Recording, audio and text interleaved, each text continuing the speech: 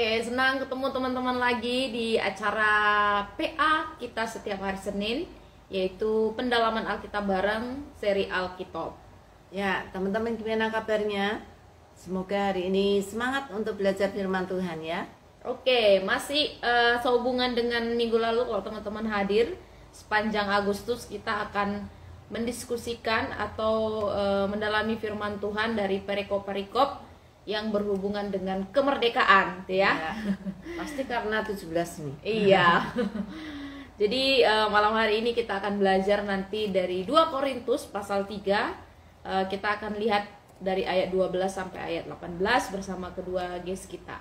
Jadi teman-teman membuka Alkitabnya dan membaca Alkitabnya ya. Oke. Nah, ini karena berdua sudah hadir nih, kita mau kenalan dulu dengan teman-teman supaya kita dan juga teman-teman yang hadir juga bisa mengenal ya.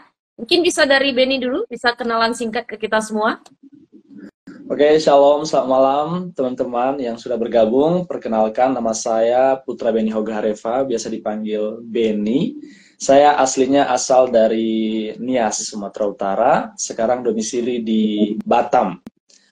Saat ini saya melayani di salah satu sekolah Kristen di Batam, Sekolah Kristen Basic. Dan juga paruh waktu melayani sebagai penginjil di Gereja REK, Reform Exodus Community, salah satu cabang yang ada di Batam. Demikian ya. Oke. Salam kenal ya Benny. Ya, dari Lilis, silakan Lilis. Shalom. Kenalkan, nama saya Lilis Elizabeth. Saya asli dari Kupang, Nusa Tenggara Timur. Saya sekarang ini tinggalnya di Pacet, di Sekolah Tinggi Teologi Manuk Pacet. Oke. Semester berapa nih Lilis? Semester akhir. Oh, semester terakhir. Oke. Iya, sedang berjuang berarti ini. Oke, karena teman-teman udah kenalan, kita juga kenalan ya. Mungkin tadi lupa, belum sempat kenalan. Nama saya Roma. Saya Yulia. Ya, kita yang akan juga memandu sebagai host bersama dengan Benny dan Lilis yang akan pendalaman Alkitab bareng-bareng hari ini. Nah, teman-teman, kita akan segera mulai acara kita. Dan sebelum kita menggali, sebelum kita melihat overview-nya, kita akan berdoa dulu ya. Saya yang akan pimpin dalam doa. Mari kita berdoa. Bapa di surga, kami bersyukur kepadamu Tuhan, karena malam hari ini kami boleh belajar bersama-sama kembali tentang hati Tuhan, firman Tuhan, semua yang sudah tertulis dalam Alkitab. Tuhan berkati kami yang akan menggali, Benny, Lilis, hambamu, Ibu Yuria, dan semua kami, rekan-rekan sahabat sabda yang sudah akan bergabung dan akan ikut menggali bersama-sama. Kiranya Tuhan boleh membukakan setiap hati kami, mata kami, untuk kami boleh melihat kebenaran dari firman Tuhan yang akan mengubahkan, menguatkan, dan menopang kami setiap hari. Berkati untuk jaringan teknis, teman-teman yang mendukung di belakang layar juga, dan alat atau device yang setiap kami akan pakai. Terima kasih Tuhan Yesus, kami mulai serangkaian Alkitab malam hari ini di dalam nama Yesus, dalam nama Yesus Kristus, kami ucap syukur dan kami berdoa, haleluya, amin. Amin. Oke. Nah, kita akan melihat overview sedikit ya, kalau kita masuk ke 2 Korintus, khususnya pasal 3 yang akan kita gali pada malam hari ini, itu tuh nggak lepas dari latar belakang kisah Musa, karena nanti ada juga ya membahas ayatnya tentang kisah Musa gitu ya. Nah, kisah Musa ini dilihat latar belakangnya terlihat di dalam kitab Keluaran pasal 34 ayat 27 sampai 35 gitu. Nah, kalau dilihat latar belakangnya, nanti teman-teman bisa baca kitab Keluaran, itu terjadi ketika bangsa Israel keluar dari tanah Mesir. Dalam perjalanannya Tuhan memberikan dua loh batu yang berisi 10 hukum Taurat ya, 10 titahnya Tuhan untuk orang Israel bisa lakukan gitu ya. Tetapi karena kejadian atau pemberontakan Israel, akhirnya loh batu itu dibuang Musa, dan untuk kedua kalinya loh batu itu akhirnya dipahat juga dengan tangan Musa. Dan ketika Musa turun gitu, ada cahaya atau cahaya kemuliaan Allah yang menyinari mukanya Musa setelah dia bertemu dengan Allah.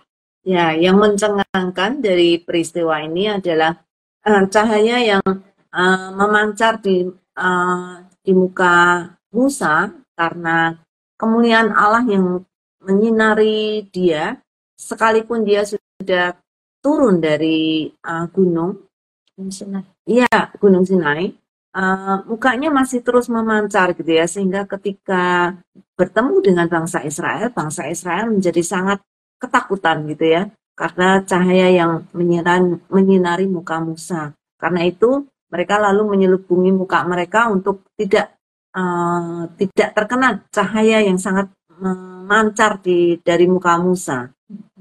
Iya, jadi ini memberikan pemahaman kepada kita ya tentang bagaimana perjanjian antara Allah dan bangsa Israel sebagai umat pilihan dan bagaimana kehadiran Allah itu tadi cahaya ya, simbol kehadiran Allah dan kemuliaan Allah yang menyertai Musa dan Musa punya otoritas dari Allah. Nah, kalau kita lihat dari 2 Korintus 3 nanti ini juga akan sangat berkaitan lagi teman-teman kalau melihat latar belakangnya konteksnya ya dari 2 Korintus 3 ini tidak lepas dari perjalanan Paulus bersama teman-temannya dan ketika dia melayani mungkin beberapa jemaat Korintus masih meragukan tentang sikap pelayanan mereka atau mereka dibandingkan dengan rasul-rasul yang palsu gitu ya. Misalnya di sini Paulus walaupun bagi dia nggak mudah kayak gitu, tapi dia mengatakan bahwa dalam kemurahan Allah kayak gitu dia bisa menyampaikan tentang firman Tuhan dan sebagai pelayan Tuhan memang nggak mudah kayak gitu, tetapi karena rahasianya terletak di dalam setiap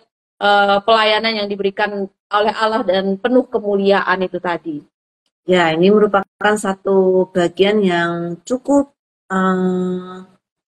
rumit gitu ya. Kalau kita melihat secara simbolisme yang ada, karena itu kita akan pelajari pelan-pelan supaya kita bisa melihat apa yang dimaksud oleh Paulus, kenapa dia memakai peristiwa Musa dengan bangsa Israel dan bagaimana bangsa Israel sampai hari ini menurut Paulus tetap menyelubungi mukanya sehingga mereka tidak bisa melihat cahaya kemuliaan Allah dengan leluasa.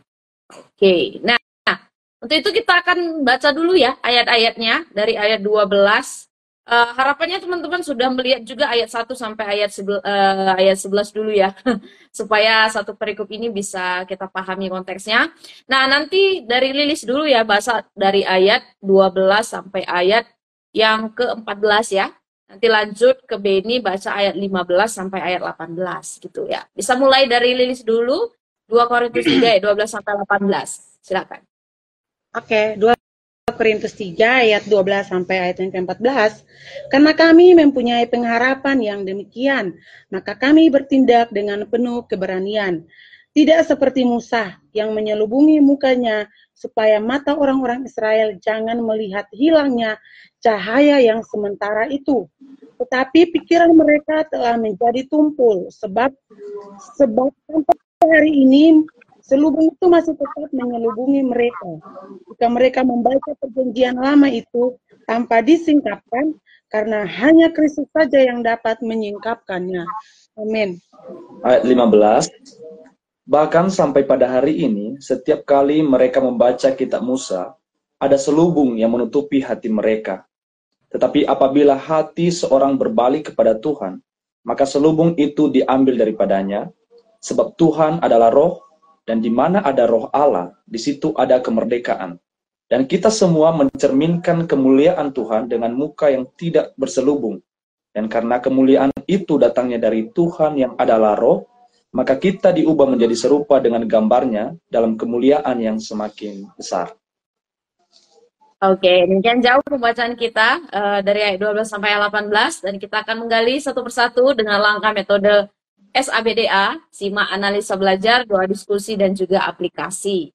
Ya, dari 5 langkah metode yang akan kita pakai ini, kita akan mulai dengan langkah 0, yang tadi sudah dimulai dengan doa, dan sekarang kita akan memasuki bagian pertama lebih dahulu dengan langkah simak, yaitu dengan membaca dengan teliti. Oke, nah pertanyaannya ke Beni dulu ya. Pengharapan apa sebenarnya yang Paulus dan rekan-rekan pelayanannya miliki sehingga mereka dapat bertindak dengan berani kalau dilihat dari ayat 1 sampai ayat 11? Sudah dibacakan? Ya, terima kasih. Ya, sudah Kak. Ya, terima kasih ya, Kak Roma.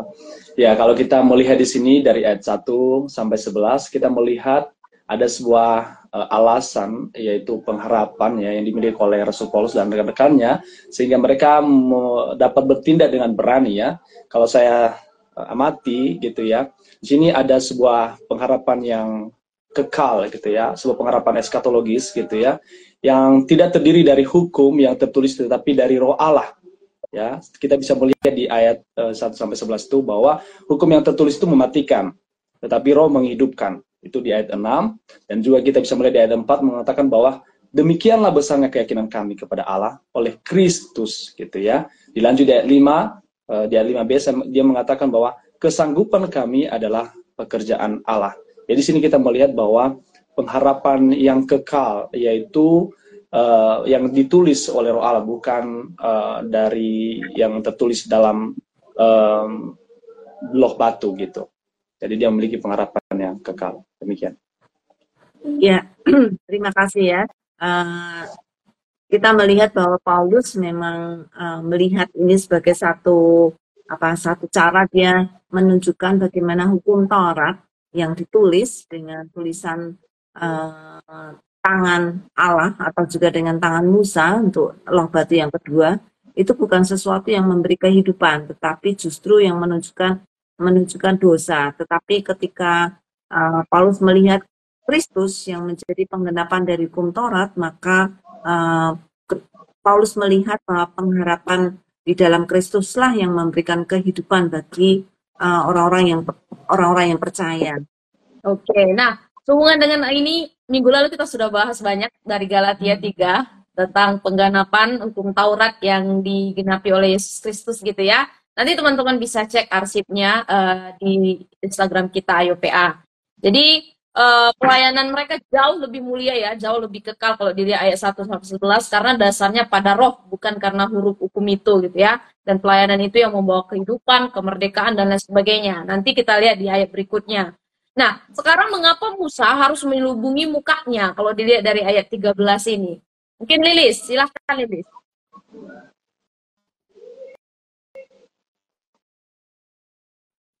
Bisa dihidupkan dulu audionya. Ayat yang ke-13, saya di luar jadi takut berisik motor di luar. Kalau dalam ayat 13 yang pertanyaannya mengapa Musa harus menyelubungi mukanya, karena di dalam ayat 13 itu saya baca sekali lagi, tidak seperti Musa yang menyelubungi mukanya supaya mata orang-orang Israel jangan melihat hilangnya cahaya yang sementara. Karena kan waktu sebelumnya itu muka Musa itu bercahaya. Muka Musa itu bercahaya. Jadi orang Israel akan percaya dan akan tahu bahwa muka Musa itu akan bercahaya terus. Itu kepercayaan orang Israel. Jadi karena Musa selalu menyelubungi mukanya dengan kain supaya orang Israel itu tidak melihat kalau ketika cahaya itu hilang dari hadapannya Musa. Seperti itu. Oke. Ya. Terima kasih. Memang Musa ya melihat bagaimana cahaya yang menyelubungi dia karena Allah, bukan karena dia sendiri yang menghasilkan cahaya itu. Dan karena karena itu Musa melihat pentingnya dia mendapatkan hormat gitu ya, atau mendapatkan respect dari apa yang sudah dikerjakan oleh Allah melalui dia dengan turunnya dia dari Sinai. Iya, walaupun cahaya itu perlahan-lahan memudar ya. Perlahan-lahan memudar gitu karena kemuliaan Allah itu tadi ya, tipologi dari apa yang akan digenapi Kristus gitu ya, kemuliaan yang masih istilahnya cahayanya masih tipologi dari apa yang akan dikerjakan Kristus gitu, dan Musa menutupi wajahnya supaya seakan-akan Israel tidak melihat kemuliaan itu bisa memudar gitu. Tapi kita lihat di situ lagi gimana, Lilis?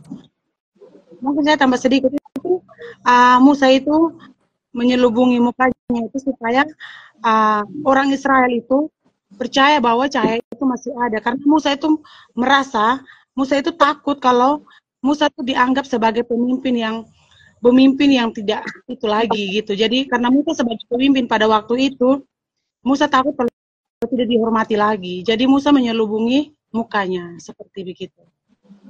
Iya. Oke. Orang Israel itu menganggap supaya orang Israel itu menganggap bahwa wajah Musa itu masih terus bercahaya. Oke, sudah? Ya. Oke. Nah, Kita akan lihat di ayat 14 ayat 15, nanti masih kita akan pelajari teliti lebih dalam ya bagian itu. Mengapa Paulus mengatakan pikiran orang Israel itu tumpul bahkan sampai pada hari ini? Dari 2 ayat 14 dan 15. Silakan Ben ini. Ya, di situ dikatakan ya bahwa pikiran orang yang hidup di bawah tetap peraturan hukum Taurat telah tumpul gitu ya, atau bisa diartikan sudah dibutakan gitu ya. Nah, mengapa Paulus mengatakan pikiran orang Israel tumpul bahkan sampai hari ini? Ya, karena kita tahu ya bahwa sampai saat ini pun kan firman Tuhan atau Injil itu diberitakan, tetapi mereka tidak percaya akan hal itu, gitu ya. Sehingga pikiran mereka telah tumpul atau selubung itu masih tetap ada. Jadi mereka tidak bisa melihat cahaya Injil yang kekal itu yang sesungguhnya. Demikian, Kak. Ya, oke.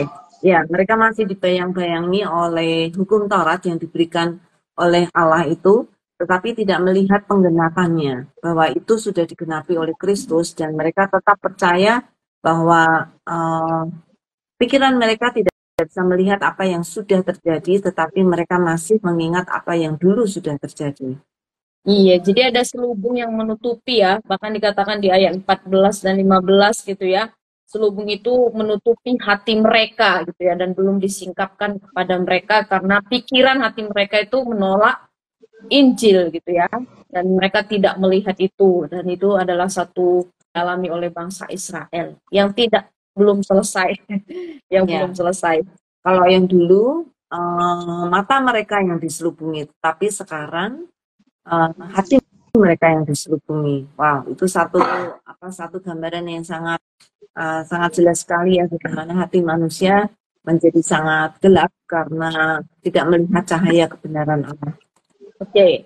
Nah, teman-teman di rumah bisa respon juga apa yang didapatkan sehubungan dengan hal-hal yang sudah kita simak di beberapa ayat ini ya. Nah, kita lanjut dulu. Bagaimana sekarang selubung yang menutupi pikiran seseorang itu bisa diambil kalau dilihat dari ayat 16. Silakan Lili. Saya baca sekali lagi. Tetapi apabila hati seseorang berbalik kepada Tuhan, maka selubung itu diambil daripadanya. Tapi apabila hati seseorang berbalik kepada Tuhan, maka selubung itu diambil daripadanya. Karena seperti yang saya tahu, kenapa kalau ketika kita berbalik atau seseorang berbalik kepada Tuhan, selubung itu diambil daripada Tuhan, seperti gitu kan, diambil daripadanya. Itu karena mungkin karena seperti ini ya, mungkin karena orang itu sudah kembali berbalik dari dosa-dosanya, sudah kembali kepada Tuhan. Jadi mungkin selubung itu diambil daripadanya dan selubung itu bisa dikasih kepada orang lain lagi, seperti itu. Ya, wah, mungkin selubung itu tidak bisa dikasih ke orang karena memang itu sudah menutupi pikiran mereka karena kedegilan hati mereka, bukan karena orang lain gitu ya.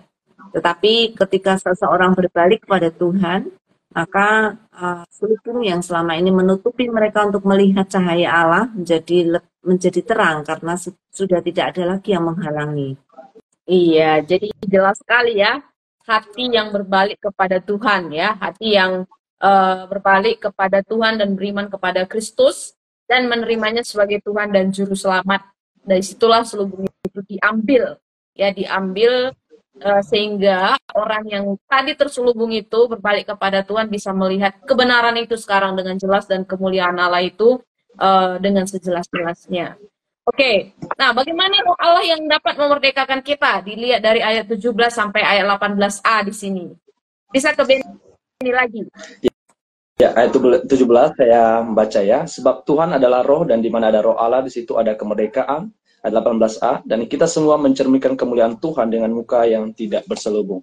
Nah, bagaimana roh Allah memerdekakan kita? Nah, ketika kita sudah berbalik atau sudah mengalami yang namanya pertobatan ya, atau metanoia, ada kemerdekaan gitu ya. Ini menuju kepada sebuah kebebasan dari kebutaan rohani yang sudah menutupi mata tadi itu atau hati, di mana merasa bisa membenarkan diri sendiri, atau dalam istilah saat ini mungkin kita sering dengar istilahnya legalisme gitu ya. Sehingga kalau kita sudah percaya kepada Injil ya Yesus Kristus yang menyelamatkan itu, maka kita akan merasakan kemerdekaan itu, di mana Roh Allah itu tinggal dalam hidup kita. Demikian. Ya, sebenarnya yang menjadi selubung di dalam setiap hati orang yang tidak percaya itu karena rohnya masih mati. Rohnya masih belum melihat atau belum bisa melihat cahaya kebenaran Allah. Sehingga ketika Roh Allah yang adalah roh yang menghidupkan itu, menghidupkan roh kita, maka kita menjadi dibukakan. Dan ketika kita dibukakan berarti kita sudah dimerdekakan dari selubung yang selama ini menutupi kita. Iya, jadi kita dapat mengalami juga kemuliaan Allah secara langsung, mengalaminya secara terus-menerus, bahkan katanya kita bisa leluasa gitu ya, menikmati kemuliaan Allah setiap harinya, karena itu tadi lah, tidak ada lagi batasan, tidak ada lagi selubung, yang ada relasi kita bisa dipulihkan kembali dengan Allah. Nah, oke, bagian terakhir dari langkah simak, bagaimana nih? Apa yang akan terjadi jika roh kita sudah dimerdekakan? Kalau dilihat dari ayat 18b, silakan Lilis. Oke, dari ayat 18b saya akan baca kembali. Dan karena kemuliaan itu datangnya dari Tuhan yang adalah roh, maka kita diubahkan menjadi serupa dengan gambarnya dalam kemuliaan yang semakin besar. Nah, kalau ketika apa yang akan terjadi jika kita dimerdekakan, roh kita dimerdekakan, maka kita akan menjadi serupa dengan Tuhan. Semakin hari kita akan semakin kemuliaan Tuhan itu akan semakin besar dalam kehidupan kita, dan itu akan nampak oleh sesama kita. Seperti itu. Ketika kita dimerdekakan, kita akan diubahkan. Seperti itu. Iya, karena roh kita sudah tidak ada selubung lagi, maka kita bisa melihat cahaya Allah dengan terang, dan cahaya itulah yang membuat kita semakin hari semakin menjadi semakin serupa dengan Dia, karena kuasa yang menghidupkan dari roh itu. Ya, jadi ini tadi dikatakan nanti setelah ini akan adanya proses pertumbuhan rohani yang semakin hari, Kristen sebagai pengikut Kristus, dan karakter yang terus diubahkan di dalam Kristus. Nah, ini ada satu pertanyaan nih dari Kak Gasa. Bagaimana caranya biar roh Allah ada di dalam diri kita? Apa kita harus mengusahakannya gitu tadi? Atau bagaimana menurut teman-teman? Ya, saya coba kasih pendapat. Mungkin dari ya. Kalau kita perhatikan dari ayat 16 ya, mungkin ambigu ketika membaca, tetapi apabila hati seorang berbalik kepada Tuhan, maka selubung itu dia ambil daripadanya. Mungkin kita berpikir yang mana yang duluan nih, gitu ya. Apakah saya berusaha untuk percaya dulu, atau selubung itu diambil oleh Tuhan. Nah, di sini mungkin kita harus mengerti ya, bahwa roh Allah itu kan Dia yang memberikan kepada kita. Tadi Ibu sudah menjelaskan bahwa roh kita itu sudah mati. Jadi orang yang sudah mati nggak bisa menghidupkan dirinya sendiri gitu ya. Kecuali ketika roh itu diberikan kepada kita. Jadi ini di sini ada sebuah prinsip anugerah ya, di mana Tuhan beranugerah kepada kita, menyadarkan kita, menginsafkan kita akan dosa-dosa kita, sehingga kita menyadari bahwa melalui hukum Taurat itu justru ya menyadarkan kita bahwa kita ini berdosa, tidak mampu, dan kita butuh juru selamat gitu ya, yang menggenapi hukum Taurat secara utuh gitu. Jadi ini karya Allah gitu. Demikian. Amin. Ya. Jadi karena itu adalah anugerah, maka kita cuma menerima anugerah itu, gitu ya. Jadi bukan kita yang mengusahakan anugerah itu, tapi anugerah itu betul-betul diberikan Allah kepada kita. Jadi bagaimana caranya? Ya, kita meminta anugerah dari Allah. Iya, kita nggak akan bisa mengoperasi mata kita yang sudah buta ya. Orang buta nggak bisa menyembuhkan matanya sendiri ya, tapi tadi butuh penuntun, butuh penolong, dan itu adalah Roh Allah yang menghidupkan, Roh Allah yang juga yang akan memerdekakan. Nah, kita akan lanjut dulu teman-teman bagian berikutnya. Kita akan teliti lebih lanjut terkait perikopnya hari ini. Nah, apa nih kira-kira hubungan antara pikiran yang tumpul dengan muka atau hati yang diselubungi? Ada nggak hubungan dari dua metafora yang diberikan Paulus ini? Silakan dari Beni sekarang. Ya, ya tahu tadi ya bahwa pikiran mereka telah tumpul. Tadi juga sudah dijelaskan berdasarkan ayat yang kita bahas. Ya, ungkapan telah menjadi tumpul itu merujuk kepada kebutaan hukum yang menimpa bangsa Israel ya, sebab mereka itu menolak Kristus ya. Kita kenal mereka sekarang itu agama Yudaisme gitu ya. Lalu istilahnya lalu di dalam ayat 14 Paulus memberikan penerapan rohani pada selubung jasmania yang dipakai Musa. Selubung itu sekarang menjadi selubung yang menghalangi orang Israel untuk memahami makna sesungguhnya dari perjanjian lama ketika mereka membacanya. Tadi juga Ibu Yulia sudah menjelaskan ya, yang awalnya itu selubung itu cuma menutupi mata mereka, tapi sekarang itu menutupi hati mereka. Nah, tentu sampai di sini Paulus mengatakan bahwa pikiran mereka telah tumpul sebab hukum Taurat itu sudah diberikan dan Injil itu juga sudah diberikan, tapi mereka tidak bisa mengerti dan tidak menerimanya. Gitu. Demikian. Ya, ternyata kata tumpul, pikiran yang tumpul di sini bukan berarti bodoh secara intelektual ya.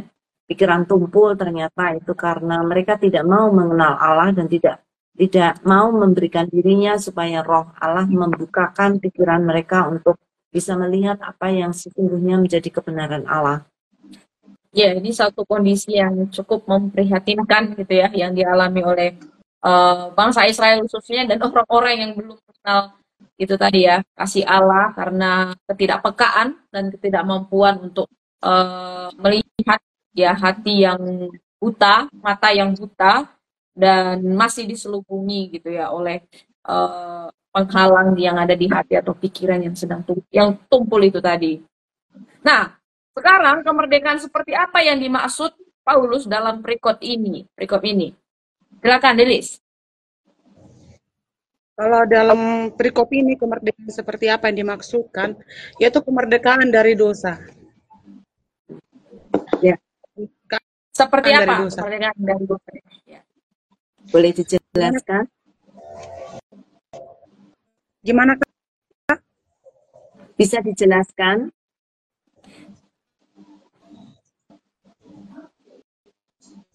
Halo. Halo, Kak? Ya, bisa dengar kita? Iya, maksudnya gimana, Kak? Ya, tadi kemerdekaan dari dosa ya. Seperti apa itu penjelasan dari kemerdekaan dari dosa? Karena kan di sini diceritakan tentang bangsa Israel waktu itu.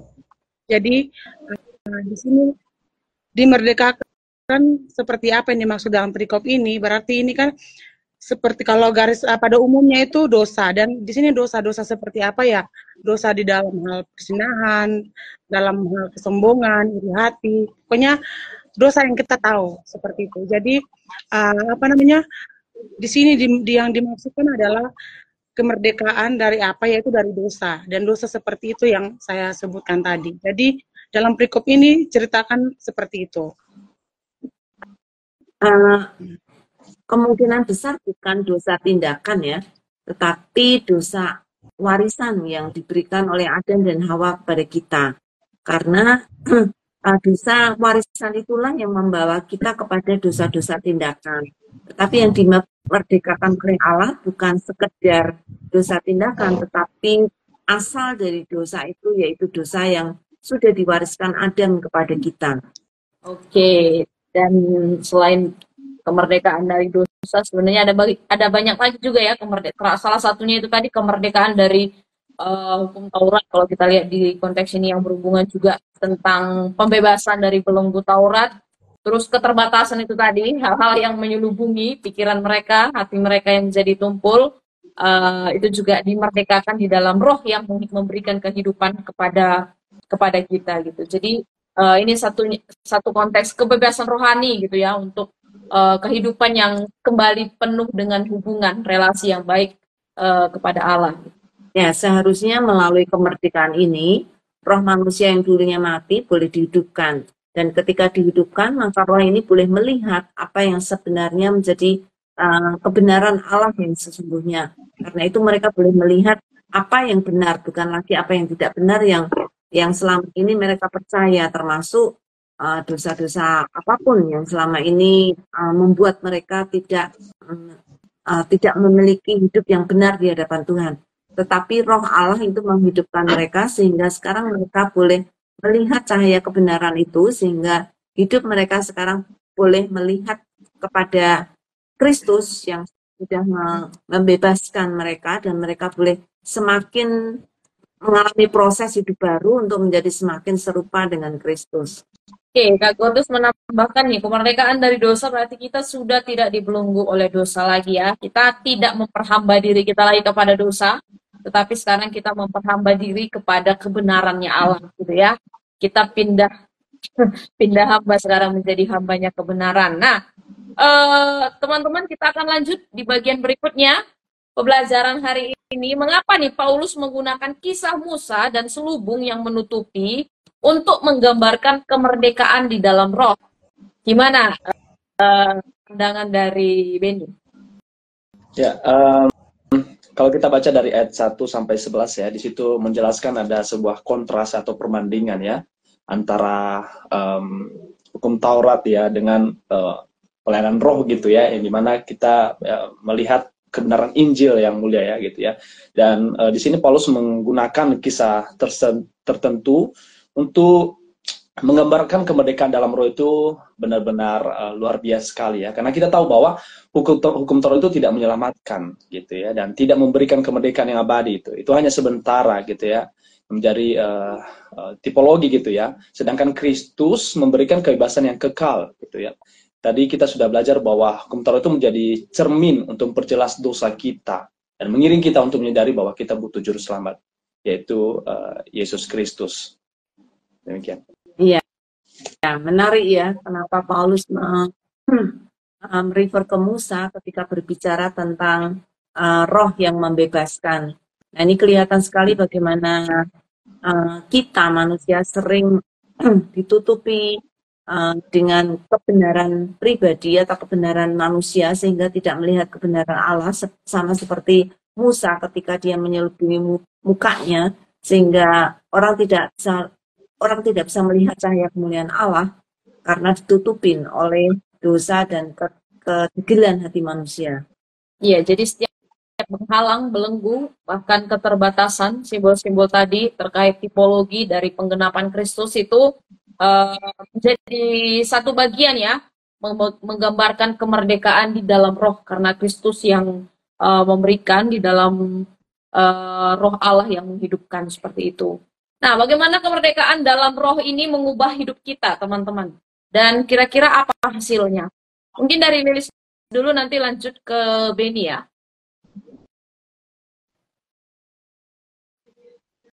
Iya, audionya dihidupkan lagi, Lilis. Ya.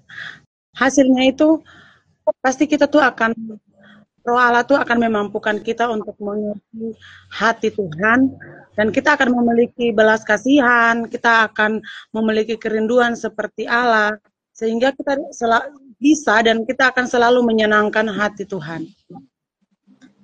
Ya, kemerdekaan roh mengubah hidup kita karena sekarang roh kita menjadi hidup dan kita bisa melihat kebenaran Allah, dan karena itu hidup kita mulai bisa dituntun oleh roh Allah, sehingga kita memiliki hidup yang benar di hadapan Tuhan dan memiliki kemampuan untuk melakukan apa yang baik di mata Tuhan. Ya, dari Benny gimana? Iya, dari ayat 18 itu ya, Tuhan mampukan kita untuk diubah menjadi serupa dengan gambarnya. Jadi peta teladan Allah yang telah rusak itu kembali, dan kita dimampukan untuk semakin serupa dengan Dia. Dan tentunya dalam proses itu kita membutuhkan Dia.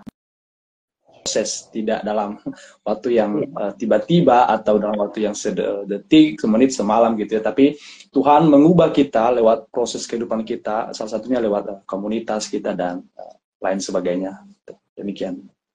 Ya, setelah roh kita dihidupkan, maka sekarang kita mengalami proses hidup baru, sehingga kita semakin hari boleh semakin serupa dengan Kristus, dan roh kita semakin diperbarui. Ya, betul. Oke, ini satu proses kehidupan yang membuat hidup kita semakin lebih hidup lagi. Nah, ini ada satu pertanyaan dari Kak Gangsa lagi. Apakah orang yang sudah merdeka bisa dijajah kembali? Bagaimana pandangan dari Benny atau Lilis nih? Mau menanggapi? Kalau menurut saya bisa dijajah kembali. Tergantung diri kita sendiri. Kembali ke pribadi kita sendiri. Oke. Dari Benny? Oke, kalau menurut saya ya kayak dari berdasarkan ayat yang kita bacakan bahwa kalau Tuhan yang sudah melepaskan selubung itu, maka tidak ada yang bisa memberikannya kembali gitu ya. Dalam artian tentu dijajah, saya tidak tahu konteks yang dimaksud di sini ya. Tapi kalau dijajah dalam artian kita digodai gitu ya atau lain sebagainya, mungkin itu bisa saja. Tapi roh yang sudah diberikan kepada kita, roh kemerdekaan itu tidak bisa diambil oleh siapapun karena Tuhan tidak bermain-main untuk itu ya. Dan pekerjaan Tuhan itu tidak akan pernah gagal gitu dalam hidup kita. Ketika Dia sudah memilih kita, Dia sudah menginsafkan kita, maka Roh Kudus itu yang membimbing kita sampai kita meninggal begitu. Jadi Dia akan menolong kita dalam proses justification begitu. Iya. Terima kasih. Iya. Kalau kita sudah menjadi orang yang dimerdekakan, maka kita sudah punya status merdeka. Dan status ini nggak mungkin akan diubah lagi menjadi penjajah atau menjadi dijajah gitu ya. Jadi secara status, maka status kita itu sudah dibenarkan oleh Allah dan kita sudah dimerdekakan dari dosa dan kita statusnya adalah orang merdeka dan itu nggak akan mungkin menjadi kembali dijajah. Tetapi keadaan kita belum sempurna di hadapan Allah. Keadaan kita masih mengalami proses terus-menerus. Apakah mungkin kita akan kadang-kadang kembali kepada manusia yang lama? Ya, karena manusia yang lama tidak dihapuskan total oleh Tuhan ketika kita sudah menjadi orang yang merdeka di dalam roh Allah gitu ya. Tetapi secara keadaan memang terus-menerus kita bisa jatuh bangun, kita bisa gagal, tetapi Tuhan akan terus mengangkat kita dan feedback ya. Coba Lilis di mute dulu ya, feedback soalnya. Oke. Ya, jadi ketika roh kita sudah dibebaskan oleh Allah, maka keadaan kita pelan-pelan akan mengikuti untuk menjadi semakin baik dan semakin baik, semakin serupa dengan Allah. Tapi secara status sudah disecure atau sudah dimeteraikan oleh Allah dan tidak mungkin ada orang yang bisa menggantikannya. Iya, jadi roh Allah itu berdiam di dalam hati orang yang sudah menerima anugerah Allah dan itu nggak keluar masuk gitu ya, sekali untuk selama-lamanya karena kita sudah dimerdekakan gitu dan secara status kita sudah menjadi milik Allah gitu. Walaupun dalam proses perjalanan hidup banyak kerikil batu yang terjadi gitu, tapi itu nggak membuat kita menjadi hamba yang dijajah lagi gitu karena kita milik kebenaran sekarang gitu. Nah, oke. Kita lihat dulu bagian berikutnya ya teman-teman. Silakan kalau masih ada tanggapan, silakan bisa dibagikan juga di dalam kolom komentar malam ini ya. Apa saja nih selubung modern? Kita lihat sekarang implementasinya ya. Kita diskusikan apa saja selubung modern yang saat ini menghalangi kita atau teman-teman memahami kebenaran firman Tuhan. Oke, dari Benny dulu nanti ke Lilis. Ya, selubung modern yang bisa menjadi penghalang kita untuk memahami kebenaran firman Tuhan secara benar ya, itu bisa melalui pengajaran atau pemahaman yang melenceng dari firman Tuhan. Kalau kita lihat saat ini ada banyak istilah sekali ya, salah satunya adalah yang berkaitan dari topik kita adalah seperti legalisme, yang percaya bahwa kita bisa diselamatkan melalui perbuatan baik atau lewat hukum Taurat. Nah, tentu ini akan menghalangi kita untuk memahami Injil yang benar, Injil yang menyelamatkan, atau anugerah Tuhan yang bisa mengubahkan kita itu. Karena mensandarkan keselamatan itu lewat usaha kita, atau perbuatan baik kita, atau hukum Taurat, gitu. Gitu, Kak. Iya, jadi selubung yang sering menghalangi kita adalah pikiran kita yang menganggap bahwa kita bisa mencapai kebenaran itu sendiri dengan usaha sendiri, atau kita bisa mencapai keselamatan itu dengan usaha sendiri, dengan pikiran-pikiran bahwa kita akan menjadi orang baik dan akan terus menjadi orang baik karena usaha kita. Ya, mungkin ada Lilis ada pikiran yang lain atau ada selubung yang lain, mungkin boleh dibagikan.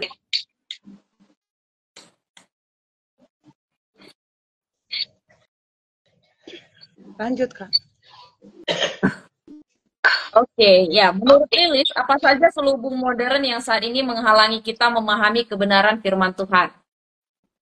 Yang pertama itu pasti dosa. Yang kedua, kalau modern saat ini berarti kan ajaran-ajaran kan. Karena saat ini kan banyak ajaran-ajaran yang berbeda, banyak ajaran-ajaran. Jadi selubung modern saat ini ya yang pasti dosa, yang kedua ya ajaran-ajaran. Ajaran-ajaran yang seperti apa ya? Kayak doktrin-doktrin sekarang kan, doktrin-doktrin sekarang itu kan banyak gitu kan Kak. Jadi seperti itu. Iya. Seperti ya, sekarang itu kan udah ya. sekarang itu Kristen progresif gitu. Misalnya contoh. Ya, jadi ajaran sesat yang membuat manusia tidak tidak mempercayai kebenaran Alkitab ya, tetapi buatan dari pikiran manusia sendiri. Selubung modern juga bisa karena keakuan atau egoisme manusia, itu bisa menjadi selubung modern karena kita menganggap bahwa diri kita ini bisa menjadi penyelamat bagi diri sendiri, bukan hanya melalui tindakan tetapi juga melalui pikiran manusia yang bisa menyelamatkan diri sendiri. Iya, selain itu salah satunya juga bisa juga karena kecanggihannya teknologi dan lain sebagainya. Itu juga bisa jadi penghalang atau bisa jadi alat Injil sebenarnya ya. Apakah kita bisa mengalihkan perhatian kita penuh kepada firman Tuhan atau malah ini bisa menolong kita, membuat kita semakin jatuh dan semakin tersesat di dalam informasi yang mungkin tidak sesuai, tidak alkitabiah dan juga melenceng dari kebenaran firman Tuhan gitu. Ya, kadang gaya hidup manusia modern juga bisa menjadi penghalang untuk kita mengerti firman Tuhan karena gaya hidup kita mungkin kita lebih senang mengikuti tren-tren atau pengaruh duniawi yang lebih menarik dibandingkan dari kebenaran firman Tuhan ya. Iya, ya ada banyak selubung yang bisa kita lihat saat ini bagaimana manusia ditipu oleh pikiran manusia dan oleh keadaan manusia sehingga mereka tidak bisa melihat kebenaran firman Tuhan dengan nyata. Iya, ini satu tantangan juga besar bagi kita sebagai anak muda dan anak Tuhan yang sudah dimerdekakan bagaimana kita bisa tetap istilahnya menang terhadap itu tadi yang mencoba untuk mempengaruhi kita gitu. Tapi kita bersyukur karena ada sekali lagi Roh Allah dan firman Tuhan yang akan terus mengingatkan dan juga menegur dan akan mengubahkan kita. Nah, ini tantangannya untuk kita nih, teman-teman muda kita yang lain yang bisa akan kita tolong gitu. Nah, teman-teman, bagian terakhir sebelum kita menutup hari ini, apa nih? Apakah Anda atau teman-teman sudah mengalami kemerdekaan di dalam roh? Langkah konkret apa yang akan teman-teman lakukan untuk mewujudkannya dalam kehidupan sehari-hari? Ya, silakan. Bisa dari Lilis dulu deh. Ini pertanyaannya ada 2 ya. Oke, apakah Anda sudah mengalami kemerdekaan dalam roh? Langkah konkret apa yang akan Anda lakukan untuk mewujudkan dalam kehidupan sehari-hari? Apakah Anda sudah mengalami kemerdekaan roh? Saya yakin sekali ya kalau saya sudah mengalami itu, kemerdekaan roh. Karena semua orang pasti mengalami itu ketika Tuhan Yesus memberikan nyawanya untuk dosa-dosa, artinya kita dimerdekakan. Nah, langkah konkret apa yang akan saya lakukan dalam mewujudkan kehidupan sehari-hari? Ya saya tetap hidup menurut kebenaran firman Tuhan. Hanya itu saja? Ada langkah lain selain hidup benar di hadapan Tuhan? Apakah hidup untuk diri sendiri?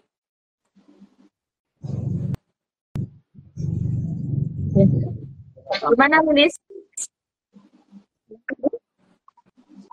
Iya, ada langkah lain nggak yang akan dilakukan selain tadi ya, hidup dalam firman Tuhan?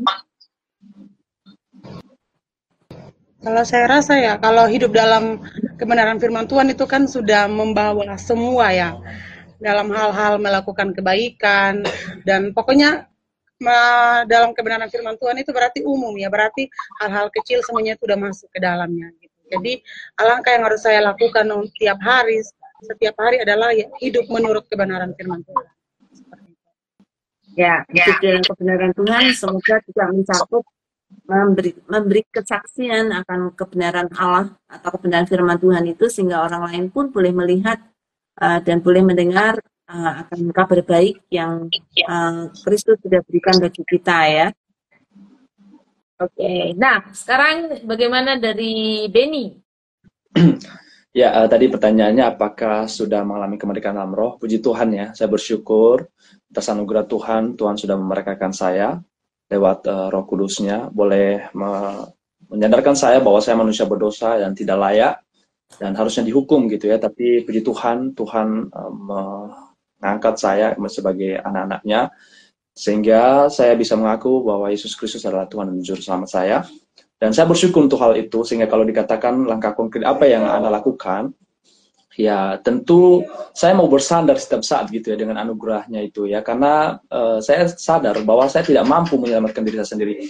Bahkan dosa-dosa yang nyata itu akibat dari dosa awal itu pun saya juga tidak sanggup sebenarnya ya, karena roh saya mau sebenarnya melakukan hal yang benar tapi daging saya lemah gitu ya. Maka dengan itu lewat pembelajaran firman Tuhan ini mendorong saya untuk menyadari kelemahan saya, dan saya mau bersandar terus dengan anugerahnya, dan juga menyusun mungkin saya bukan mungkin ya lewat disiplin rohani ya. Saya mau belajar mungkin contohnya seperti malam ini ya. Sebelum ini jadi kita punya disiplin rohani, saya ada disiplin rohani supaya saya bisa semakin serupa dengan Kristus, dan terlebih dari itu saya memahami gitu ya talenta apa atau karunia apa yang Tuhan berikan kepada saya untuk menjadi sarana saya mengucap syukur gitu ya, sehingga saya bisa melayani Dia dan menjadi berkat bagi banyak orang gitu. Demikian Kak, thank you. Iya, terima kasih untuk Benny dan juga Lilis. Saya berharap teman-teman di rumah juga, apakah sudah menjawab pertanyaan ini, apakah Anda sudah dimerdekakan roh kalian oleh Allah, sehingga kalian sekarang boleh mendapatkan kemerdekaan yang sejati di dalam Kristus. Ayo teman-teman yang di rumah, silakan merenungkan dan juga boleh menjawab melalui kolom komentar. Iya.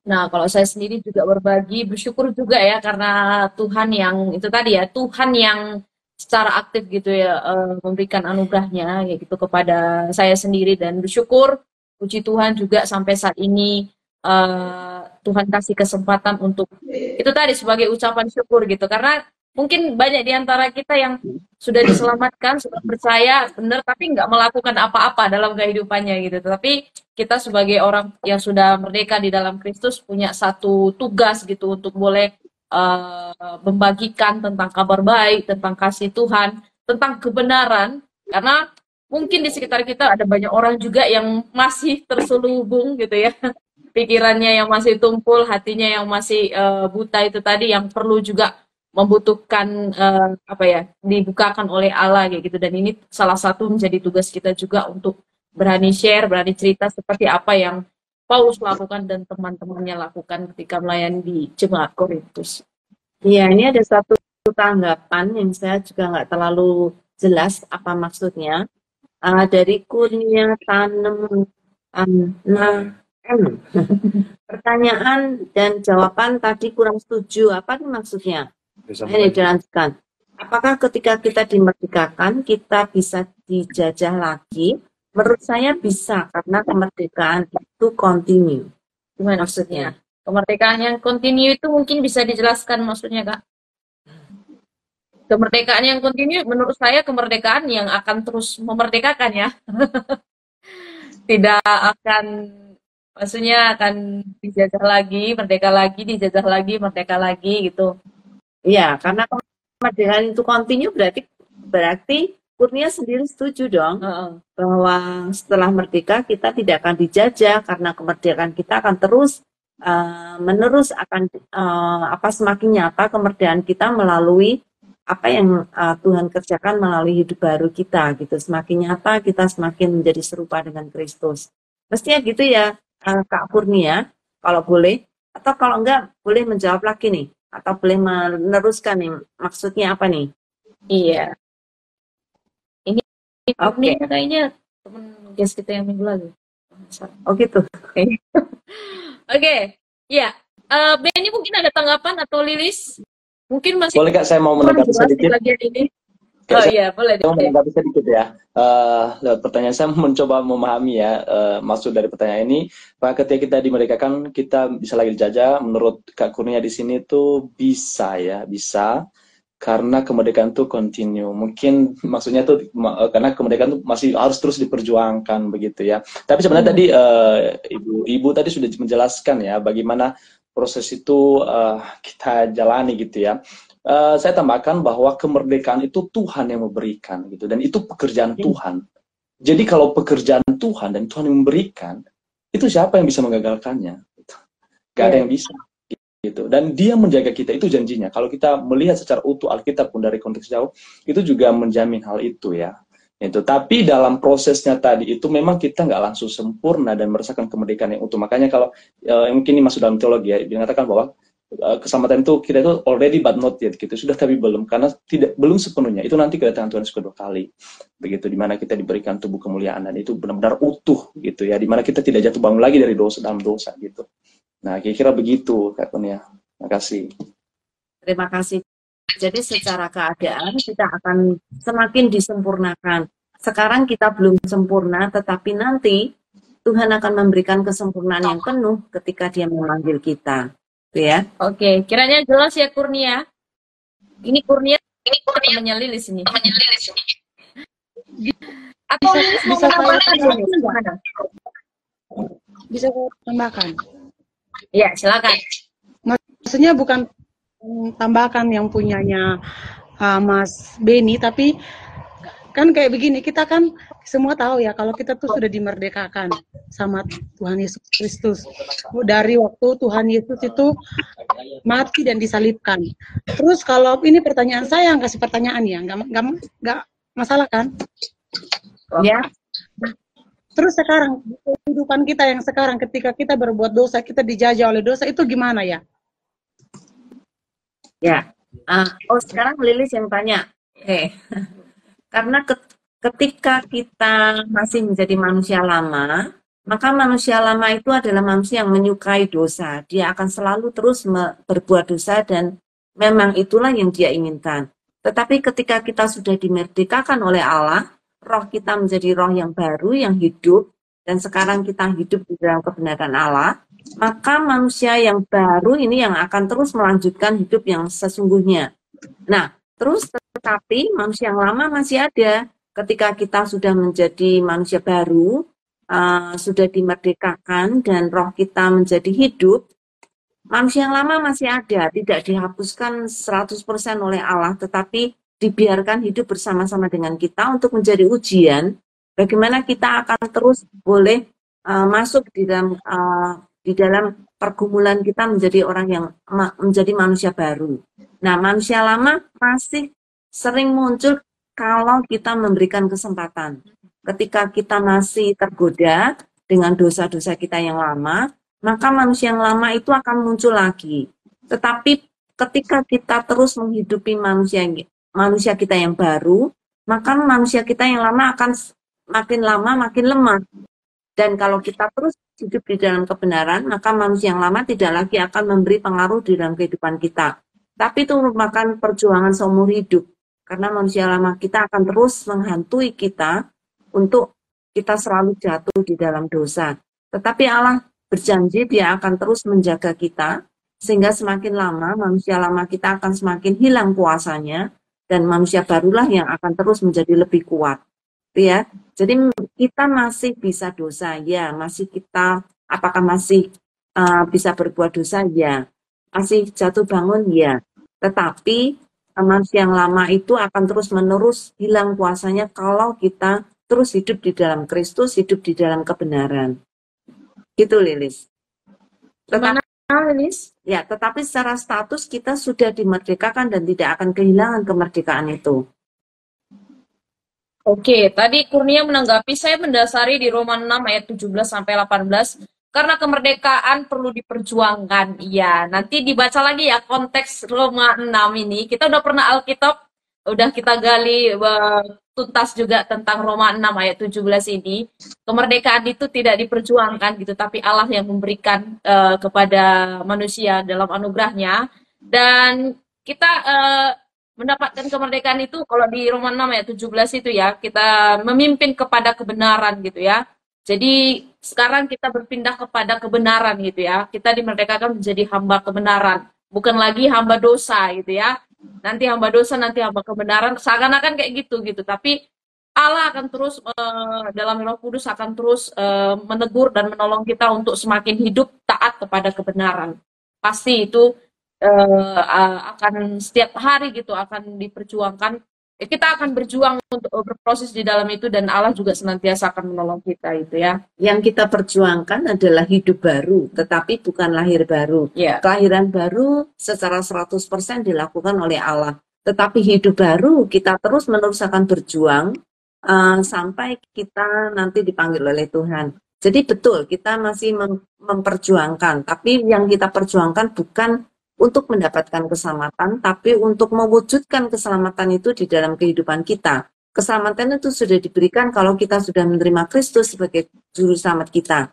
Yang kita perjuangkan adalah bagaimana kita terus-menerus hidup menang atas dosa. Oke, satu tanggapan terakhir dari Kak Gotos, manusia tidak bisa memerdekakan diri sendiri karena naturnya kita berdosa. Ya tadi ya, sama seperti orang yang buta nggak akan bisa mengoperasi matanya sendiri untuk bisa mengalami nggak buta lagi gitu. Harus ada jalan yaitu penolong yang akan menolong supaya mereka bisa dimerdekakan dari kebutaan rohaninya. Oke teman-teman, karena 20.30 kita hari ini sudah selesai. Di sesi-sesi terakhir sebelum penutup lumayan seru karena ya cukup mendiskusikan. Ini lebih mengarah ke doktrin sebenarnya ya. Nanti bisa dipelajari lebih lanjut lagi. Kita sudah pernah juga gali beberapa hal terkait kemerdekaan khususnya di kitab Roma. Nanti teman-teman bisa lihat Alkitabnya. Teman-teman bisa lebih belajar banyak lagi tentang pemahaman ini. Oke, Willy akan menutup nih sebagai kesimpulan.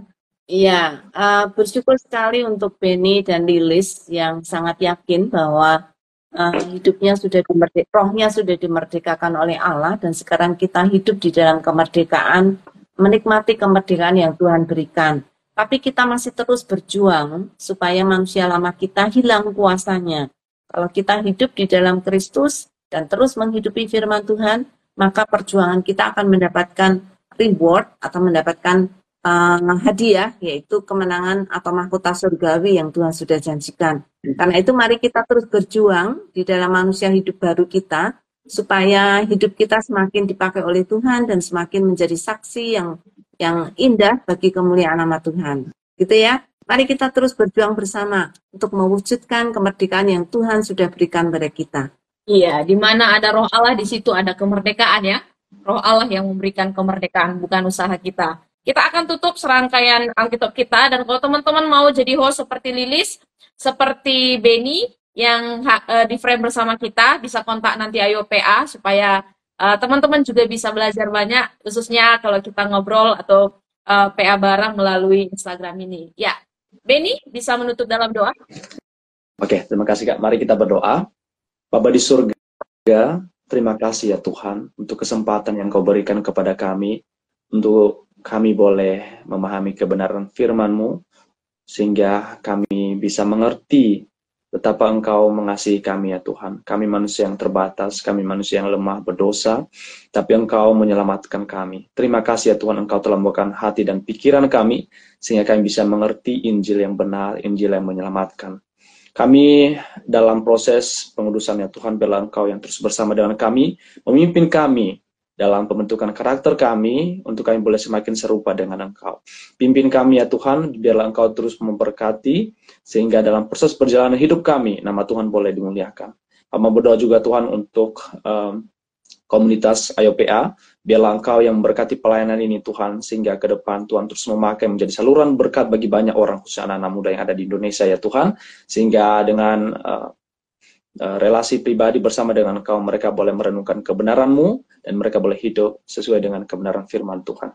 Terima kasih ya Bapak, terima kasih. Sekali lagi yang bersyukur, dalam nama Tuhan Yesus Kristus kami berdoa. Amin. Amin. Ya, thank you untuk kebersamaannya. See you Terima next kasih. week. Terima kasih Benny Lilis. Bye. Salam Terima AYOPA. kasih. Salam AYOPA. Salam AYOPA.